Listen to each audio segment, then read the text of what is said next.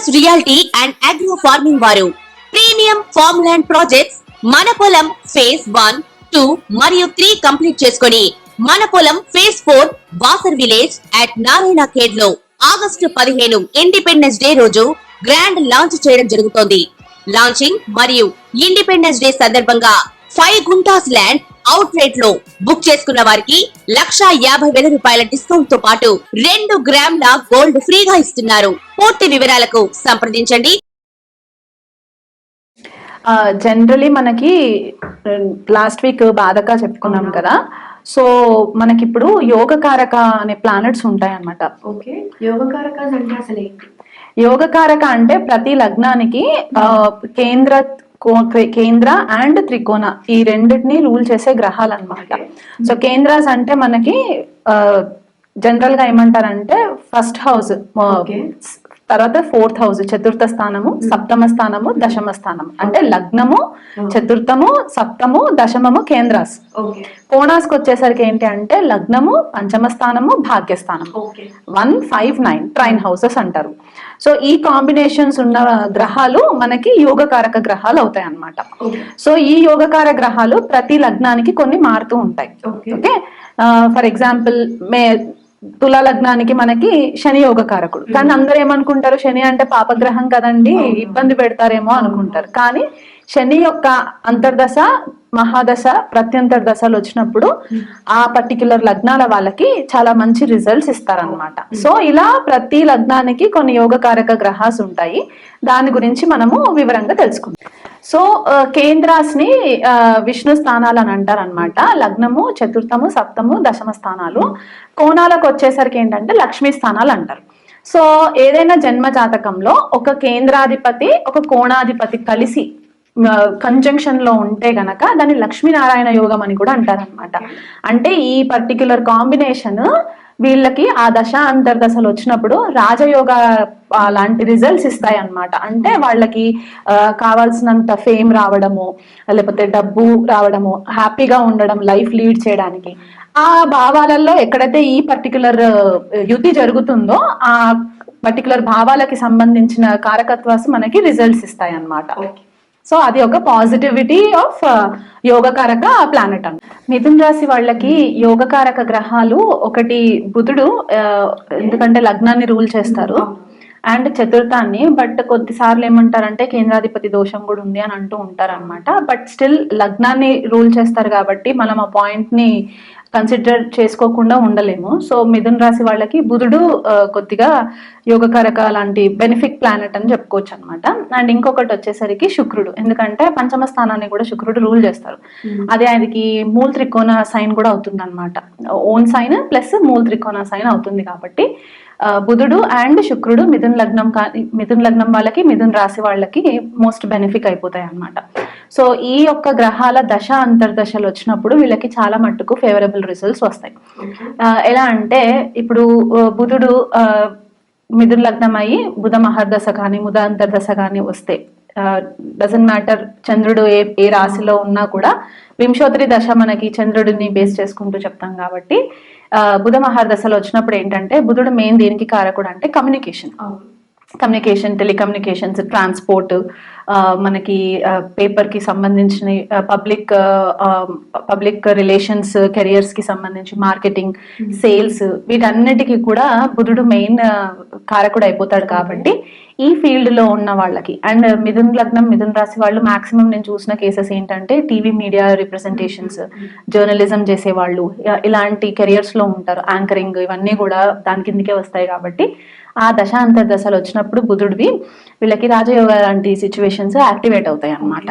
So activate అయినప్పుడు ఏంటంటే career expand అవ్వడము, వాళ్ళ యొక్క వాక్చాతుర్యం తోటి కెరియర్ బాగా ఎక్స్పాండ్ అయిపోవడము, మంచి రికగ్నిషన్ రావడము, వీళ్ళకి గుర్తింపు రావడము, ఇలాంటివి జరుగుతూ ఉంటాయి అన్నమాట. ఒకవేళ బుధుడు ఇంకొక ఏ గ్రహం ఏంటి అంటే కొన్నిసార్లు ఏ గ్రహంతో ఉంటే ఆ గ్రహం యొక్క క్వాలిటీస్ ని కూడా కొన్నిసార్లు తీసుకుంటూ ఉంటారు. అంటే న్యూట్రల్ ఎనర్జీ ఉంటుంది అనమాట. సో అంటే మంచి గ్రహంతో ఉంటే మంచి రిజల్ట్స్ ఇస్తాయి. శుభగ్రహాలు అంటూ ఉంటాం కదా, శుభగ్రహంతో ఉంటే శుభుడు రిజల్ట్స్ ఇస్తాయి, పాపగ్రహాలతో ఉంటే పాప రిజల్ట్స్ ఇస్తూ ఉంటాయి. సో ఫర్ ఎగ్జాంపుల్ మనం యోగకారక పాజిటివ్ మాట్లాడుకుంటున్నాం కాబట్టి ఒకవేళ శుభగ్రహంతో కనుక కలిసి ఉంటే, గురుడితో కలిసి ఉండి యుతి జరిగింది, గురువు ప్లస్ బుధుడు కలిసి యుతి జరిగింది, లేదా పరస్పర దృష్టి పడింది, పరస్పర దృష్టి మ్యూచువల్ ఆస్పెక్ట్, ఇది పడినప్పుడు ఏమవుతుందంటే ఈ పర్టిక్యులర్ మిథున్ రాశి మిథున్ లగ్నం వాళ్ళు ఈ కాంబినేషన్ లో విత్ గురు కాంబినేషన్ లో ఉంటే life long learners and students లాగా ఉంటారన్నమాట.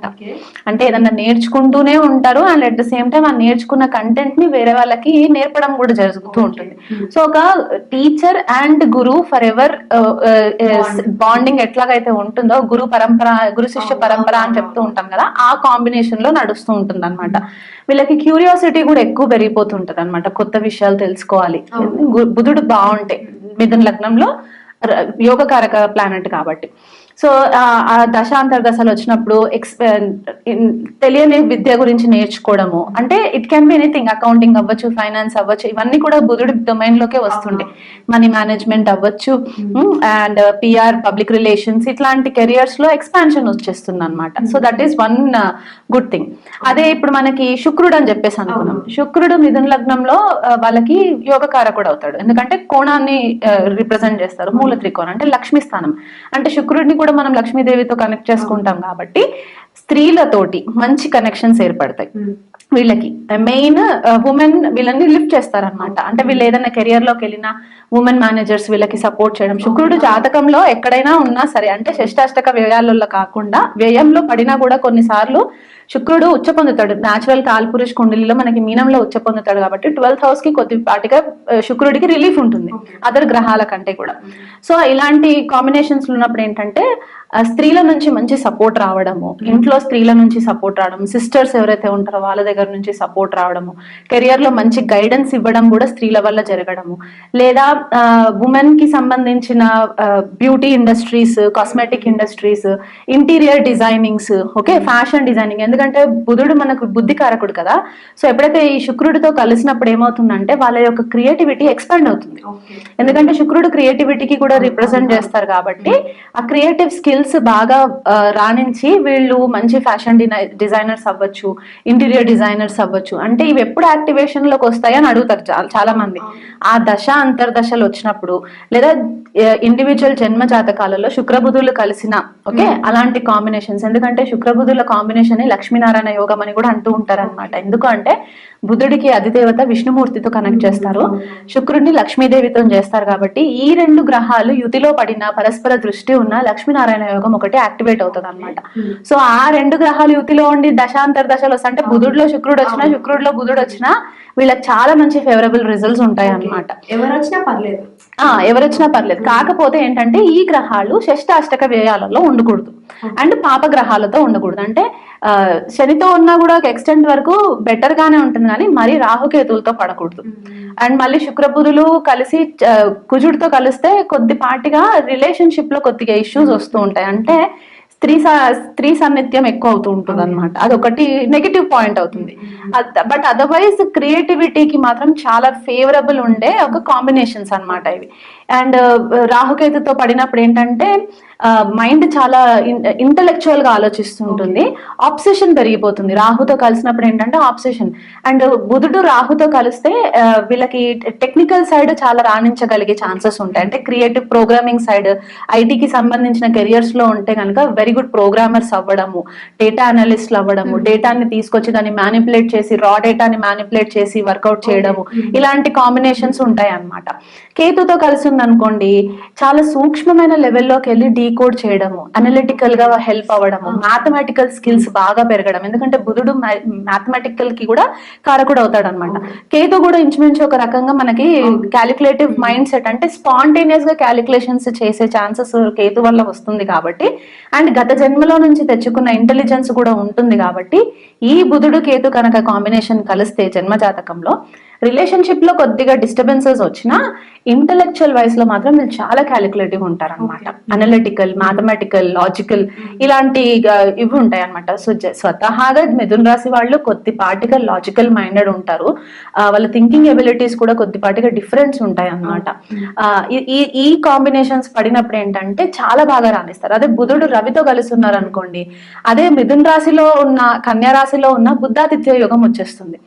సింహరాశిలో పడినా కూడా బుద్ధాదిత్య యోగం వచ్చేస్తుంది. సో మళ్ళీ మేషరాశిలో పడినా బుద్ధాదిత్య యోగం. ఎందుకంటే బుధుడు మనకి బుద్ధికారకుడు, రవి ఆదిత్యుడు. అంటే ఇక్కడ ఈ రెండు గ్రహాలు కాంబినేషన్ వచ్చినప్పుడు ఏంటంటే ఎక్స్ట్రీమ్లీ ఇంటెలిజెంట్ అయిపోతారు అనమాట. అతి తెలివితేటలు వచ్చేస్తాయి వీళ్ళకి. ఆ తెలివితేట అదొక రకమైన పాజిటివ్ యోగా కిందకే చెప్తారనమాట బుద్ధాదిత్య యోగా. ఇప్పుడు ఎట్లయితే బుధుడు శుక్రుడు కలిస్తే లక్ష్మీనారాయణ అని చెప్పాను, ఇలాగనమాట. మ్యాథమెటికల్ స్కిల్స్ బాగుంటాయి, లాజికల్ స్కిల్స్ బాగుంటాయి, చాలా ఎదుటి వాళ్ళని అట్రాక్ట్ చేసే ఒక గుణం ఉంటుంది మాట్లాడడంలో. And at the same time ఈ particular combination Ravi Budha combination ఏంటంటే చాలా ఫ్రీక్వెంట్ గా చార్ట్స్ లో కనబడుతూ ఉంటుంది మనకి. ఎందుకంటే బుధుడికి రవికి ఎక్కువ డిస్టెన్స్ ఉండదు. రవికి దగ్గరగా ఉండే గ్రహం బుధుడు అనమాట. సో బుధుడు రవి చుట్టే తిరుగుతూ ఉంటాడు కాబట్టి మాక్సిమం కేసెస్ లో మనకి కనబడుతూ ఉంటది ఆ కాంబినేషన్. సో ఇది ఒక రాజయోగ లాగా యాక్టివేట్ అవుతుంది అనమాట. ఆ పర్టికులర్ దశ అంతర్దశలు వచ్చినప్పుడు మంచి రిజల్ట్స్ ఇస్తారు. అది మరి ఒకసారి బుధుడు ఒకవేళ నెగటివ్ ప్లానెట్స్ తోటి కనుక ఉండి షష్టాష్టక వ్యయాలలో ఉంటే కనుక కొన్నిసార్లు ఏమవుతుందంటే స్కిన్ కి సంబంధించిన ఇష్యూస్ వస్తూ ఉంటాయి, చర్మ సంబంధిత వ్యాధులు వస్తూ ఉంటాయి అనమాట. సో అలాంటప్పుడు డైలీ యాక్టివిటీస్, నేను మోస్ట్లీ మీరు అబ్జర్వ్ చేస్తే నేను టెంపుల్స్ కి వెళ్ళండి అనే రెమెడీస్ కంటే కూడా లైఫ్ స్టైల్ చేంజ్ చేసుకోండి అనే రెమెడీస్ చెప్తూ ఉంటాను కదా. మీ బుధుడు పాడైపోయిన వాళ్ళు ఏం చేయాలంటే ఆవుకి green leafy vegetables, dark green leafy అంటే మనకి ఆకుకూరలు ఉంటాయి కదా, ఆకుకూరలు తినిపించడము, గ్రీన్ కలర్ వెజిటబుల్స్ ఏవైతే వస్తాయో అవి ఆవుకి తినిపించడము, అవి ఒకటి రెమెడీ. చెట్లకి నీళ్లు పోయడం. ఓకే, ఇంట్లో నర్సరీ లాగా ఉన్న చెట్లు ఎక్కువ గ్రీన్ దగ్గర ఉండడానికి టైం స్పెండ్ చేయడము, చెట్లకి వాటరింగ్ చేయడము, చెట్లతో ఎక్కువ టైం స్పెండ్ చేయడము, అట్లీస్ట్ ఒక 20 minutes చెట్ల దగ్గర కూర్చోవడము, ఇంట్లో ప్లాంట్స్ ఉంటే ప్లాంట్స్ తో నార్మల్ గా కబుర్లు చెప్పడం. బికాస్ చాలా మంది అనుకుంటారు ఏంటంటే ప్లాంట్స్ మాట్లాడతాయని, బట్ దానికి కూడా ఫీలింగ్స్ ఉంటాయి.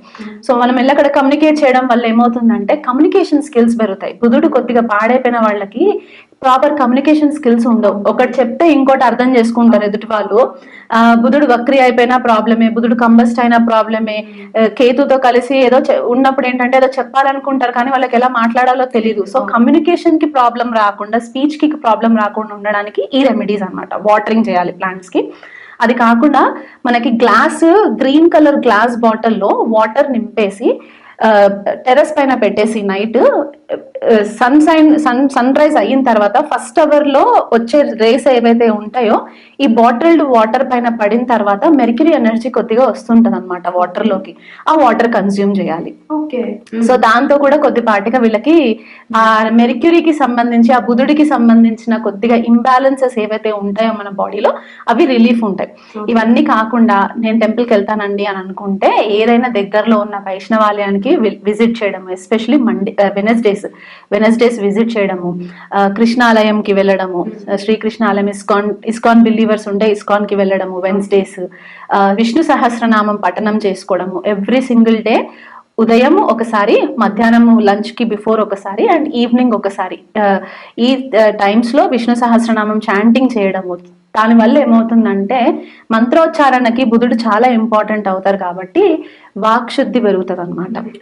దీనివల్ల బుధుడు బాగా అవుతున్నప్పుడు బుద్ధి చాంచల్యం పెరుగుతుంది, and at the same time మనకి కమ్యూనికేషన్ కూడా బెటర్ అవుతుంది అనమాట. అండ్ కొన్నిసార్లు ఏమవుతుందంటే బుధుడు పాడైనప్పుడు అతిగా మాట్లాడేసే ఛాన్సెస్ ఉంటాయి కాబట్టి కొద్దిగా మౌన వ్రతం లాంటిది ఏదైనా ఒక రోజు చూసుకొని కొన్ని అవర్స్ మౌనంగా ఉండడానికి కూడా ప్రాక్టీస్ చేస్తే కూడా హెల్ప్ అవుతుంది. అదే శుక్రుడు అనుకోండి, శుక్రుడు పాడైతే ఫస్ట్ మీరు చేయాల్సింది ఏంటంటే ఇంట్లో ఉన్న లేడీస్ కి రెస్పెక్ట్ ఇవ్వాలి.